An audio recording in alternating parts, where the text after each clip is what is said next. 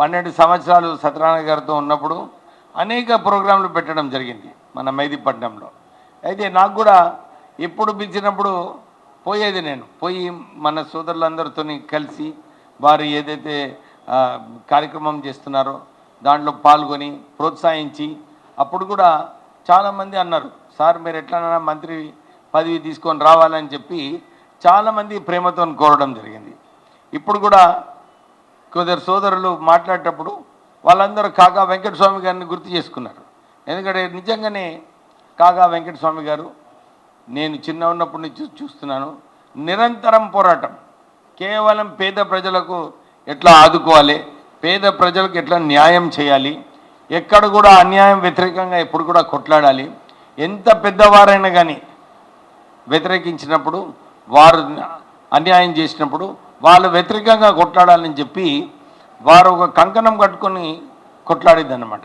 అంటే ఎప్పుడు కూడా పదవి గురించి ఆలోచించలేదు, కేవలం పేద ప్రజలకు ఎట్లా మనం సేవ చేయాలని చెప్పి కాకా వెంకటస్వామి గారు ఆలోచించేవారు.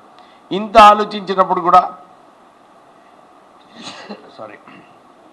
వారు ప్రజలకు, మీ అందరు తెలుసు, ఈ హైదరాబాద్ సిటీలో 75,000 గుడిసెల వాళ్ళకు ప్లాట్లు ఇప్పించి వారి ఇల్లు కట్టుకోవడానికి స్థలాలు ఇప్పించి, దాంతోపాటు 101 కార్మిక రంగం యూనియన్లన్నీ కూడా దాంట్లో రాజీనామా చేసి అప్పుడు యూనియన్ మినిస్టర్ కావడం జరిగింది. కానీ యూనియన్ మినిస్టర్ అయిన తర్వాత ప్రజలను మర్చిపోలేదు, ప్రజల కోసమే వారు ఎన్ని సేవలు మంత్రి యూనియన్ మినిస్టర్గా కూడా వారు చేయడం జరిగింది.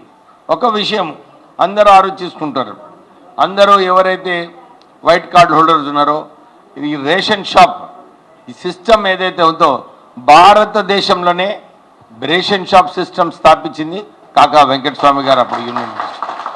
అంటే వీళ్ళకి ఎట్లా న్యాయం చేయాలి, వీళ్ళకి ఈ న్యాయం ప్రకారంగా పోతే బాగుంటుందని చెప్పి కాకా వెంకటస్వామి గారు పనిచేసేవారు.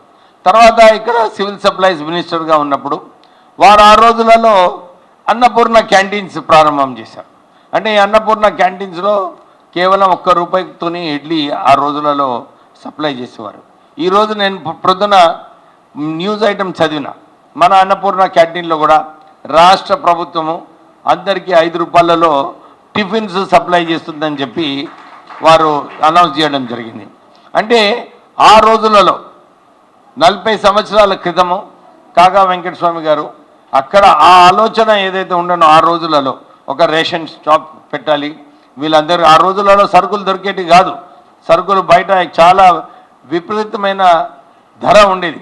కానీ వారు రేషన్ షాప్ ద్వారా బీద ప్రజలకు సరుకులు సరఫరా చేయడము, అన్నపూర్ణ క్యాంటీన్స్ ద్వారా వీళ్ళందరికీ ₹1 ఇడ్లీ, ₹2 లంచ్, అట్లా ఒక ఆలోచనతోని. ఎందుకంటే ఆ రోజులలో బీదతనం ఎక్కువండే, ఆ బీదతనంని మనము తట్టుకోవాలంటే ఇవన్నీ కూడా ప్రభుత్వం ద్వారా చేయాలని చెప్పి కాకా వెంకటస్వామి గారు పనిచేసేవారు. తర్వాత ప్రైవేట్ సెక్టర్లో అప్పుడు ఆ రోజులలో పెన్షన్ లేదు, కోల్ సెక్టర్లో పెన్షన్ లేదు. కాకా వెంకటస్వామి గారు సింగరేణి సంస్థకి, ఇప్పుడే అన్నది ఆ బిడ్డ వాళ్ళ నాన్న సింగరేణి సంస్థలో పనిచేసేవారని. కాకా వెంకటస్వామి గారు ఆ రోజులలో సింగరేణి సంస్థను కాపాడి 1,00,000 ఉద్యోగాలు కాపాడడం జరిగింది. అంతేకాక ఆ సింగరేణి కార్మికులకు గోదావరి కనిలో 27,000 మందికి వారందరికీ కూడా ఇంటి స్థలాలు ఏదైతే ఉన్నదో ప్రభుత్వం ద్వారా ఇప్పించడం జరిగింది. అంటే ఇది ఒక పెద్ద కార్యక్రమము కాకా వెంకటస్వామి గారు ఆ రోజులలో తీసుకోవడం జరిగింది. ప్రైవేట్ సెక్టర్లో కూడా పెన్షన్ ఇంట్రొడ్యూస్ చేసినారు. నేను ఆ రోజులలో ఇండస్ట్రీ తరఫున నేను పోయి వారికి రిప్రజెంట్ చేసిన, ఎందుకంటే సిఐఏలో ఉన్నప్పుడు నేను ఇండస్ట్రీస్కి డిపెండ్ చేయాలి, వాళ్ళందరూ వచ్చి నా మీద ఒత్తిడి వేసినప్పుడు నేను కూడా పోయి చెప్పినారే పెన్షన్ వేస్తే ఫ్యాక్టరీలు మూతపడిపోతాయి అంటే వారు ఒకటే అన్నారు, అరే నేను బీద ప్రజల కోసము ఒక మంచి కార్యక్రమం తీసుకుంటున్నా, మీరందరూ ఇండస్ట్రియలిస్టు, మీరందరూ కూన్ చూస్తే బోల్తే తో బోలే తుమ్ యాసే గెట్ అవుట్ అని చెప్పి మా నాన్నగారు నాకు చెప్పడం జరిగింది.